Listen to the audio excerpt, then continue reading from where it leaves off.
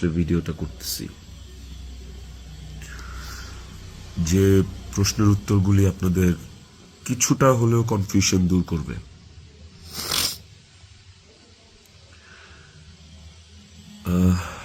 শেষ প্রশ্নটা থেকেই আসি আপনাদের। আমি এই ভিডিওতে সবকিছু ক্লিয়ার করব, এভরিথিং।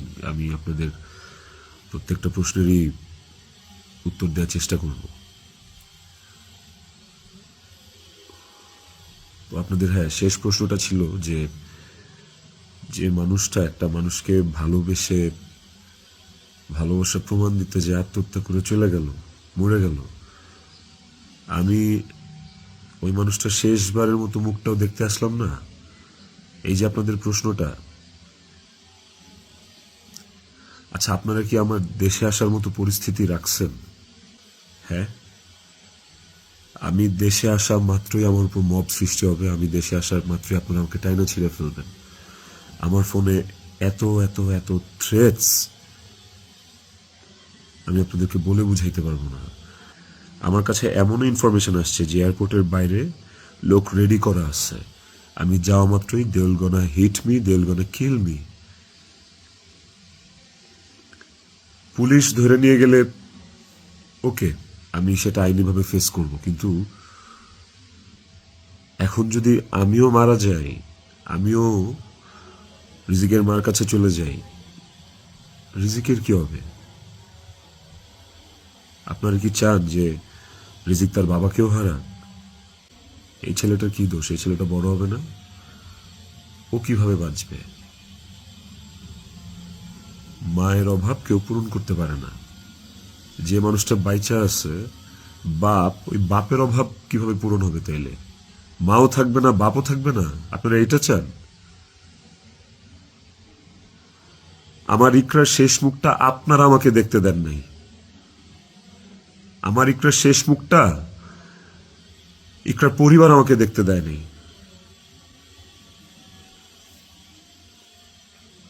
16 বছর সংসার করছি, 16 বছর একটা শত্রুর সাথেও যদি কেউ এক ছাদের নিচে থাকে, সে মারা গেলে তার চেহারাটা দেখার জন্য ছটফট করে মানুষ। আর আমার বউ ছিল, আমি ভালোবাসা তার বিয়ে করছি, ওই মানুষটা মারা গেছে, তার শেষবারের মতো তার চেহারাটা আমি দেখবো না?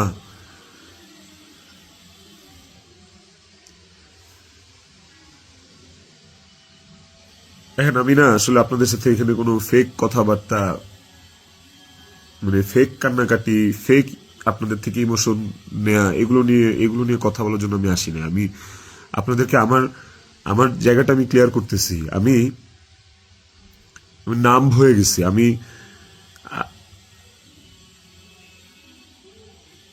আমারও মনে হয় যে আমি যে কোনো সময় কোনো একটা দুর্ঘটনা ঘটায় ফেলতে পারি, বাট ওই মুহূর্তে যখন রিজিকের ফেসটা আমার চোখের সামনে আসে না, আমি নিজেকে শক্ত না করা ছাড়া আমি কোনো উপায় দেখি না।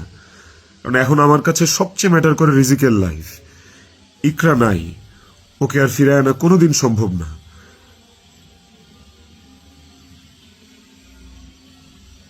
আমার কাছে এখন সবচেয়ে বেশি প্রায়োরিটি হচ্ছে রিজিকের জীবনটা। আপনারা না রিজিককে ভালোবাসেন, আপনারা না রিজিককে নিয়ে অনেক কনসার্ন। এই যে এত এত গালি আর হেট্রেড আমাকে নিয়ে, এত কিছু, সবকিছুর অ্যান্সার আপনাদেরকে আমি দিব। তার মধ্যে একটা জিনিস আমাকে একটু হলেও স্বস্তি দিছে, সেটা হচ্ছে যে আপনারা রিজিককে নিয়ে অনেক কনসার্ন। তাহলে রিজিক তার বাবা হারাইলে আপনারা খুশি হবেন? আপনাদেরকে আরেকটা কথা বলবো, সেটা হচ্ছে যে আপনারা অনেকেই বলতেছেন যে এদিকে বউ মারা গেছে অথচ আমি আসতেছি না, নেপাল থেকে আসতে কয় ঘন্টা লাগে, নেপাল কি মঙ্গল গ্রহে নাকি, অনেক অনেক কথা বলতেছে। কন্টেন্ট ক্রিয়েটাররা ভিডিও বানাইতেছে যে নেপাল থেকে আসলে 1 ঘন্টা লাগে, এই লাগে সেই লাগে। ভাই, আমি নেপালে 18 বার আসছি, আমি জানি নেপাল থেকে যেতে কতক্ষণ লাগে। কিন্তু নেপাল থেকে বাই রোডে বাংলাদেশে যাওয়ার কোনো সুযোগ নাই। ইন্ডিয়া হয়ে বাই রোড যাওয়া যায়, সেটাও লুকায় টুকায় যাওয়া যায়, অথবা ইন্ডিয়ার ভিসা থাকা লাগে। কিন্তু যেদিনের ঘটনা, সেদিন আমি এমন কোনো চেষ্টা বা প্রয়াস বাদ রাখি নাই যে নেপাল থেকে বাংলাদেশে যেন আসা যায়। সেটা বাংলাদেশ নেপাল ডিরেক্ট ফ্লাইট হোক, ছিল না। ট্রানজিট ফ্লাইট ছিল না, একটা ট্রানজিট ফ্লাইট ছিল, ওইটার টাইম আর ওইটাতে আসলাম, ওকে পরের দিনই আসতে হইতো। তারপর আমি বিজনেস ক্লাস ট্রাই করছি, যে কোনো ট্রানজিট ফ্লাইটে বা নেপালের ফ্লাইটেই কোনো বিজনেস ক্লাস আছে কিনা। আমি অনেকভাবে চেষ্টা করছি যে সামহাও বাংলাদেশে আমি ঢুকতে পারি কিনা, বাট ওই দিন, যেদিনের ঘটনা, ওই দিন আমি কোনোভাবেই টিকিট ম্যানেজ করতে পারি নাই। এটা হচ্ছে যেদিনের ঘটনা, সেদিনের কথা বললাম। আর এরপরের দিন আপনারা যে বলতেছেন যে শেষ দেখাটাও দেখলাম না, আসলাম না, এই না সেই না, আমি টিকিট কাটছিলাম, কারণ ওই টিকিটটা ছাড়া অন্য কোনো টিকিটে আসলেও অন্য কোনো টিকিটে আসলেও আমাকে দেরি করে আসতে হইতো। সো সবচেয়ে ফাস্টেস্ট টিকিট ছিল এটাই, বাংলাদেশ বিমানের কাঠমান্ডু টু ঢাকা, বাংলাদেশ বিমানের কাঠমান্ডু টু ঢাকা। দেখেন এখানে লেখা আছে 1 মার্চ, এই যে 1 মার্চ। আমি টিকিট কেটে ইমিগ্রেশন পার করেও চলে আসছি। তারপরে যেটা হয়েছে, আমার কাছে ইনফরমেশন আসছে যে এয়ারপোর্টে এভরিথিং ওয়াজ রেডি, আমি ঢুকা মাত্রই আমাকে হিট করবে বা আমাকে পুলিশের হাতে পড়ার আগেই আমাকে যা করার করবে। তো ওই অবস্থায় তো আমি দেশে ঢুকবো না। এবং এর সাথে শুধু আমার কাছের মানুষজনই যে জড়িত তা না, আর অনেক মানুষজন জড়িত। আমি পুরোটা না বলি, কাউকে ছোট করতে চাই না বা কাউকে আমি এখনই দোষ দিতে চাই না। তো আমি যখন বুঝতে পারলাম যে আমি দেশে আসা মাত্রই আমার উপর অ্যাটাক হবে এবং এটা হিতের বিপরীত হবে, এবং এখন মব হলে যেটা হয় যে পুলিশও আসলে অনেক সময় নিরুপায় হয়ে যায় সিচুয়েশনে, ওই জিনিসটা অ্যাভয়েড করার জন্য যে আমার কিছু হইলে এখন আমার ছেলের কী হবে, আমার ছেলে তো আমার পথ চেয়ে বসে আছে, ওই ব্যাপারটা যখন আমি জানতে পারি, ক্লিয়ারিফাই হই, তখন আমি ইমিগ্রেশন ক্রস করার পরেও আমি অফলোড হই। দেখেন এখানে রিজেক্টেড লেখা আছে, অফলোড হওয়ার। তো এই ছিল রিজন। আর যারা বলতে চাচ্ছেন যে আমি আসি নাই, আমার আসার ইচ্ছা নাই, দেখার ইচ্ছা নাই, খুবই বুলশিট কথা এবং ভুল কথা। আমার বউ মারা গেছে, যার সাথে আমি 16 বছর কাটাইছি, যারা আমি ভালোবেসে বিয়ে করছি, যাকে আমি ভালোবাসছি, তার শেষ মুখটা আমি দেখতে আসবো না, এটা শুনতে পাইলেও বা এটা শোনার পরও আসলে আমার কলিজাটা কাঁপা ওঠে, আমার ছটফট করে। আমি যখন আপনাদের রিলস দেখি, আমি যখন আপনাদের ভিডিও দেখি যে কবরে শোয়ানো হচ্ছে, কবর খোঁড়া হচ্ছে, লাশের গাড়ি যাচ্ছে, ভাই আমি ঠিক থাকতে পারি না। আমার ভেতরটা যে কেমন ছটফট করে, আমি আপনাদেরকে এটা বুঝাইতে পারবো না। এটা বুঝানোর সাধ্য কারো নাই, যার যায় সে বুঝে, বিশ্বাস করেন, যার যায় একমাত্র সে বুঝে, আর কেউ না। আপনাদের অনেক বড় একটা প্রশ্ন, অনেক বড় একটা জানতে চাওয়া যে ইকরার সাথে আমার এমন কি কথা হইল যে ইকরা সুইসাইড করতে বাধ্য হয়েছে। ইকরার সাথে আমার ভিডিও কলে ইকরা এমন কি দেখলো যে ইকরা আত্মহত্যা করলো। RFL gas stove hassle free auto ignition নিশ্চিত করে ঝামেলাহীন রান্না। আরএফএল গ্যাস স্টোভ নিরাপদ ও ঝামেলাহীন। তো নেপালে আসার পর থেকে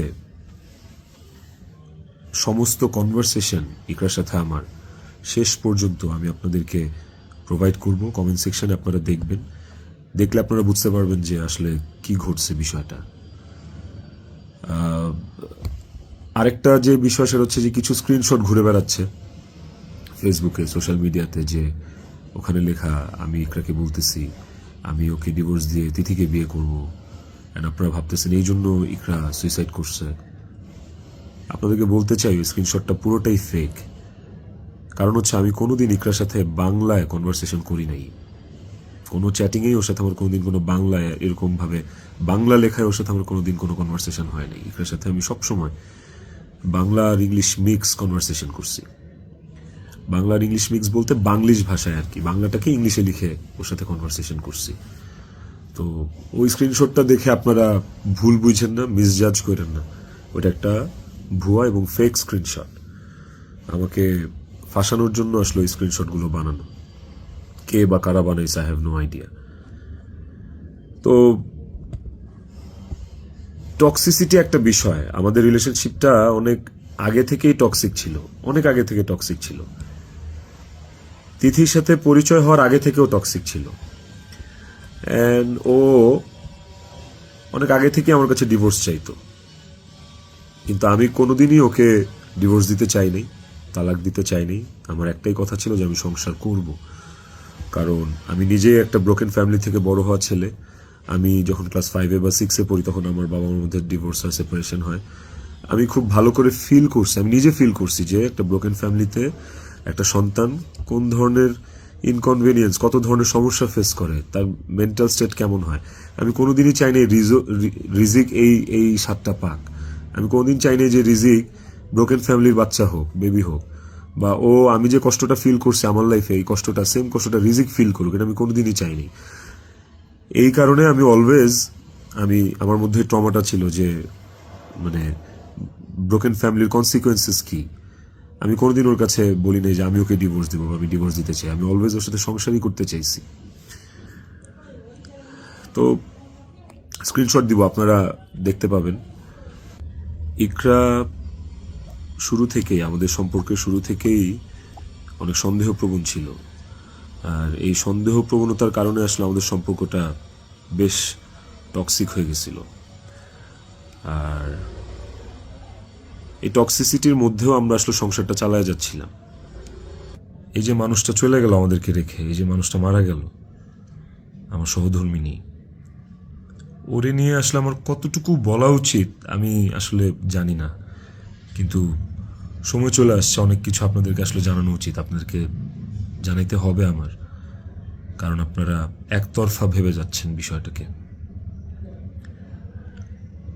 ওর কিছু বদভ্যাস ছিল, ওর জেনুইন কিছু বদভ্যাস ছিল যেগুলো আসলে ওকে আরো ক্রেজি করে ফেলছে, যেগুলো ওকে আরো মানে এমনি তো বাইরের মানুষ থেকে ট্রিগার্ড হইতো, ওই জিনিসগুলো ওকে আরো পেয়ে বসতো আর কি। এই বিষয়গুলো আসলে আমি জাস্ট মুখের কথা বলতেছি না, আমার কাছে প্রমাণ আছে। ইভেন আমি আপনাদেরকে এগুলো সব শেয়ার করব পরের ভিডিওতে উইথ ডকুমেন্টস অ্যান্ড অল।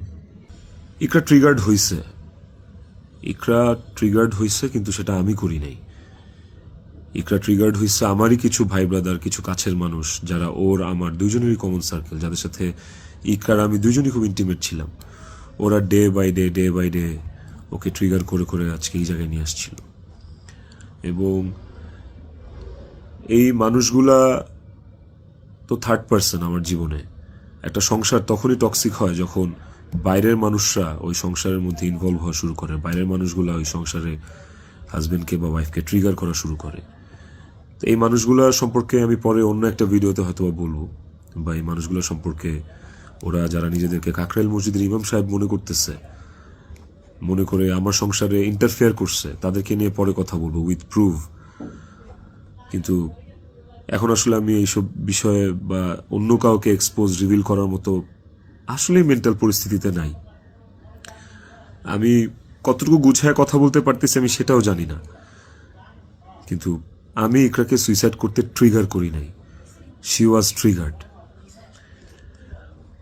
এবং এই বিষয়টা আপনারা, আমি যে স্ক্রিনশটগুলো প্রোভাইড করব, ওই স্ক্রিনশটগুলো দেখলে আপনারা বুঝবেন। যেখানে একটিবারের জন্য আমি ওকে কোথাও বলি নাই যে আমি ওর সাথে থাকবো না। আর আমার পুরো কনভারসেশনে আমি কখনো ওকে গালিগালাজ করি নাই, আপনারা সেটা পাবেন না। বরঞ্চ ও আমাকে অনেক গালিগালাজ করছে, অনেক উল্টাপাল্টা কথা বলছে, অনেক থ্রেট দিচ্ছে, অনেক কিছু করছে। তো আমি ট্রিগার করি নাই, আমি অন্তত চাই নাই যে ও সুইসাইড করুক। আমার কাছে ইকরা শুধু আমার ওয়াইফ ছিল না, আমার কাছে এত টক্সিসিটির পরে এসেও ইকরা আমার কাছে আমার সন্তানের মা ছিল। এটা আমার কাছে অনেক বড় একটা ব্যাপার ছিল। আপনাদের আরেকটা বড় প্রশ্ন বা জানার ব্যাপার ছিল যে ইকরার মৃত্যুর আগে ওর ভিডিও কলে ও এমন কি দেখছে বা আমি এমন কি বলছি ভিডিও কলে যে কারণে ও বাধ্য হয়েছে সুইসাইড করতে। আপনাদেরকে যে স্ক্রিনশটটা দিব, ওই স্ক্রিনশটটাতে আপনি নিচে গেলে দেখতে পারবেন যে একটা কনভারসেশনের পরে ওর সাথে আমার একটা 22 সেকেন্ডের ভিডিও কল। ওই 22 সেকেন্ডের ভিডিও কলটার বিষয় বলি। ও আমাকে কল দিচ্ছে, আমি ফোনটা ধরছি, ধরার পর ও আমাকে বলছে যে আমার শেষবারের মতো দেখে না, আমার আর জীবনে কোনোদিন দেখবি না। তো ওর ওই কথাটা শোনার পরে আমার কাছে মনে হয়েছে যে আমি খুব ঘাবড়ে গেছি, আমি ভয় পেয়ে গেছি যে নিশ্চয়ই কোনো একটা দুর্ঘটনা ঘটবে। সাথে সাথে আমি আমার অ্যাসিস্ট্যান্টকে কল দিছি যে ম্যাডাম পাগলামি করতেছে, ম্যাডাম রে তাড়াতাড়ি যা দেখ ম্যাডাম কি করতেছে, তাড়াতাড়ি পাগলামি করতেছে। ওই অ্যাসিস্ট্যান্টের সাথে কথা বলার সময় আমার ফোনে ওই কথা বলা অবস্থাতে আরেকটা ভিডিও কল আসছে। অ্যাসিস্ট্যান্টকে আমি হোয়াটসঅ্যাপে কথা বলতেছিলাম, মেসেঞ্জারে আমার ভিডিও কলটা আবার আসছে ইকরার থেকে। তো অ্যাসিস্ট্যান্টের সাথে কথা বলতে বলতে ওই কলটা রিসিভ করতে পারি নাই। অ্যাসিস্ট্যান্ট ততক্ষণে ম্যাডামের ওখানে গেছে, আর আমার কলটা যেহেতু আমি ধরতে পারি নাই, তারপর আমি অ্যাসিস্ট্যান্টের সাথে কথা শেষে আমি নিজে কল ব্যাক করছি। তারপর আর ওই কল ওখান থেকে আর কখনো রিসিভ হয় নাই। তো আমার কথা হচ্ছে যে আমার কথা ভাবে নাই, মানলাম। আমার ছেলেটা রিজিক পর্যন্ত যে ওকে গেটে ধাক্কা দিচ্ছে, নক করছে, বলছে যে মা দরজা খুলো, মা দরজা খুলো। রিজিকের কণ্ঠস্বরটা কি ওর কানে যায় নাই? রিজিকের প্রতি কি ওর একটু মায়া কাজ করে নাই রিজিকের কথাটা শোনার পরে? তো এই ভিডিও কলের বিষয়টাও আপনাদেরকে আমি ক্লিয়ার করলাম। আই হোপ আপনারা স্ক্রিনশট দেখলে বুঝতে পারবেন। এবার আসেন নেপালের শুটিং প্রসঙ্গ।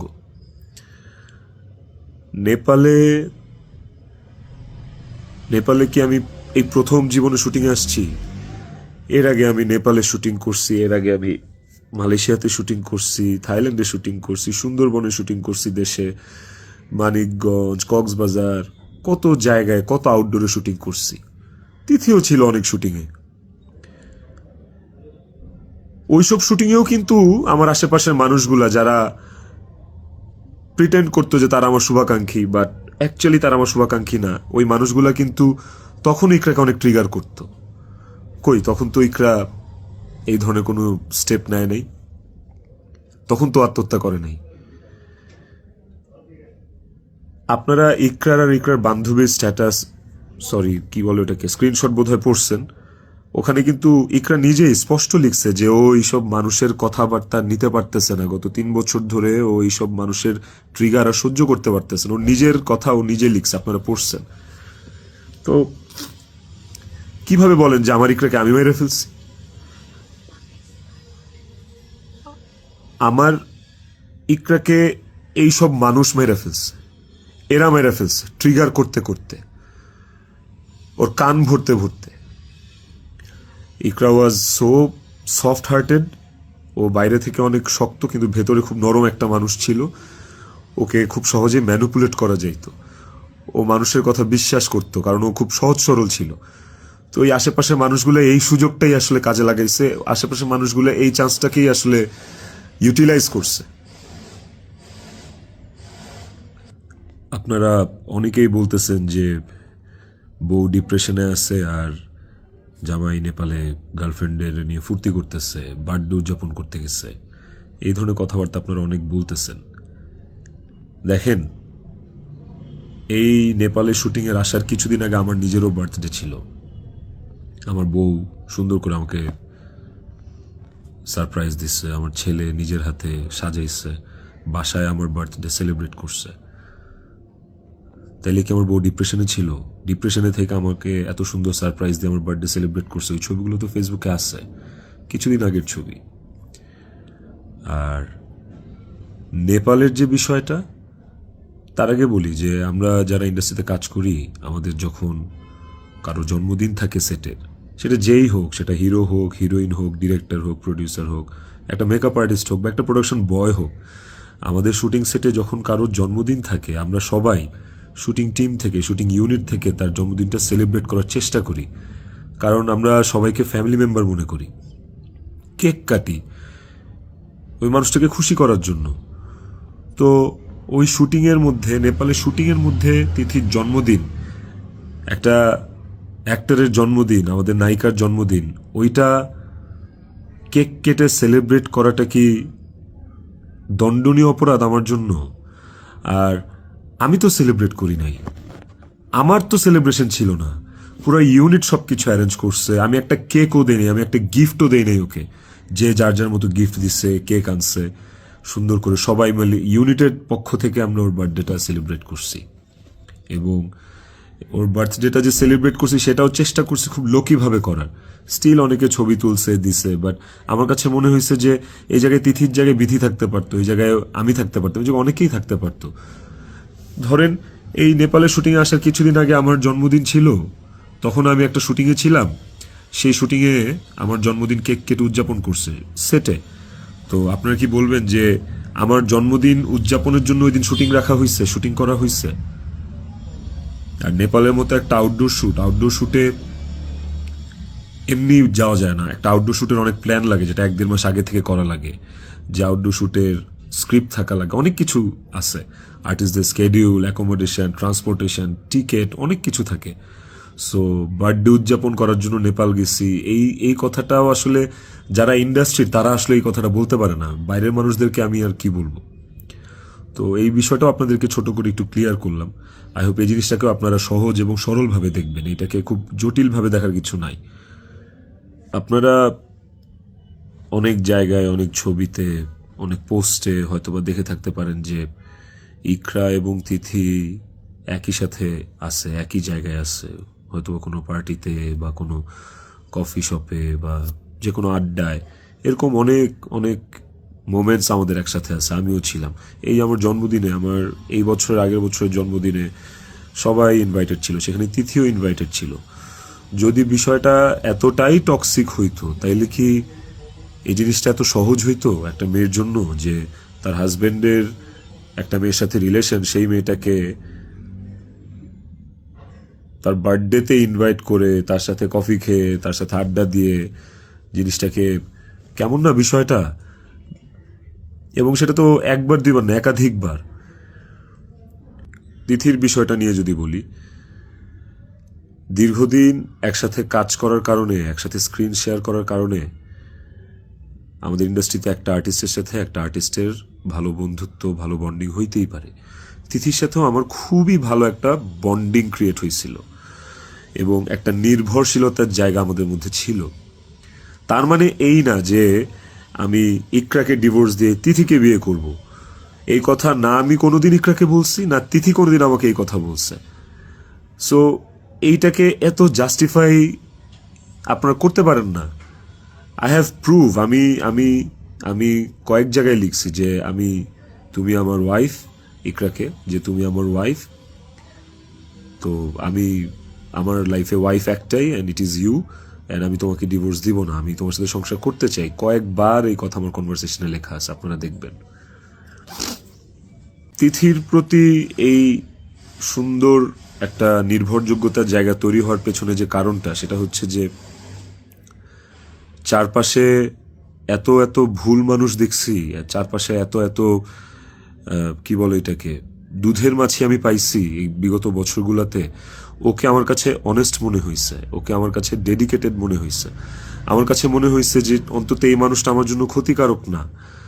তো যখন আপনি আপনার সারাউন্ডিংসে এরকম একটা মানুষ পাবেন, যে মানুষটা আপনার জন্য ক্ষতিকারক না, ডেডিকেটেড এবং যার সাথে আপনার মেন্টালিটি ম্যাচ করে, ওই মানুষটা সাথে আপনার ভালো বন্ডিং হওয়াটা খুব স্বাভাবিক। শুধু আমার না, আর অনেকের এরকম হয়। আমার এখন যেটা মনে হইতেছে সেটা হচ্ছে যে ইকরা আমার কাছে যতবার ডিভোর্স চাইছে, ও যতবার বলছে যে আমাকে ডিভোর্স দিয়ে দাও,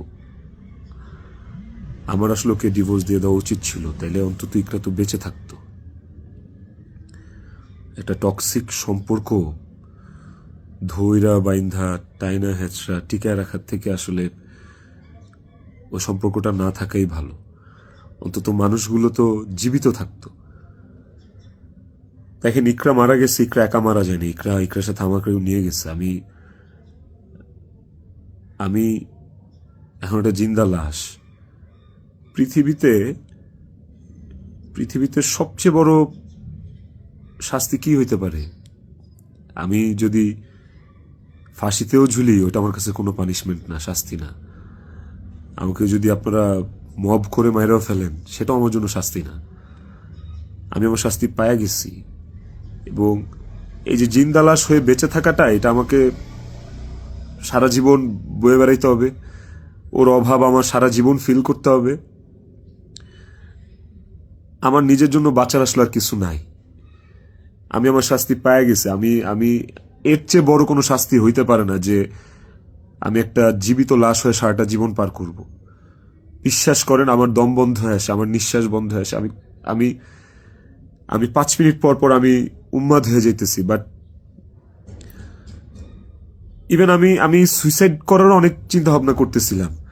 বারবার মনে হচ্ছিল যে আমি ইকরার কাছে চলে যাই, ইকরা আমাকে ডাকতেছে, কিন্তু যখনই রিজিকের চেহারাটা চোখের সামনে ভাইসা ওঠে না, ওই মুহূর্তে আসলে আর কিছু মাথায় কাজ করে না। মনে হয় যে না না না না, আমি এর করতে পারবো না, রিজিকের জন্য আমার বাঁচতে হবে। আপনারা প্লিজ প্লিজ রিজিকের জন্য হইলেও আমারে বাঁচতে দেন, আমারে দেশে আসতে দেন প্লিজ। আপনারা যদি রিজিককে ভালোবাসেন, আমাকে একটা সুযোগ দেন রিজিকের যোগ্য পিতা হয়ে দেখানোর। আমি ওকে একটা সুন্দর জীবন দিতে চাই। আমি ওর মায়ের অভাব পূরণ করতে পারবো না, কিন্তু আমি ওকে আমার বাবার ভালোবাসা থেকে, আমি ওর বাবার ভালোবাসা থেকে বঞ্চিত করতে পারবো না। আমি চাই না, আমি ওকে একটা আদর্শ বাবা হয়ে দেখাইতে চাই। আমার সন্তানটা আমার সাথে খুব কানেক্টেড। যারা আমার কলিগ তারা দেখছে, তারা জানে যে আমার ছেলেটা আমার জন্য কি পরিমাণ ক্রেজি, পাগল। আমাকে আমার ছেলের কাছে যাইতে দেন আপনারা প্লিজ। ও আমার জন্য অপেক্ষা করতেছে। ওকে আমি মানুষের মতো মানুষ করতে চাই। ওকে আমি পৃথিবীতে সুখের একটা জীবন দিতে চাই প্লিজ। আইনের প্রতি আমার শ্রদ্ধা আছে। আমি দেশে আসলে আইন আমাকে যে শাস্তি দিবে, আইন যে সিদ্ধান্ত নিবে, আমি সেই সিদ্ধান্তের সাথে একমত থাকব। আমার তাতে কোনো আপত্তি নাই। আমি আইনিভাবে এই জিনিসটা ফেস করবো, আমার কোনো আপত্তি নেই। কিন্তু প্লিজ আমাকে রিজিকের থেকে দূরে সরান না আপনারা। এতটুকু আপনাদের কাছে অনুরোধ করে বলতেছি, হাত জোর করে বলতেছি প্লিজ।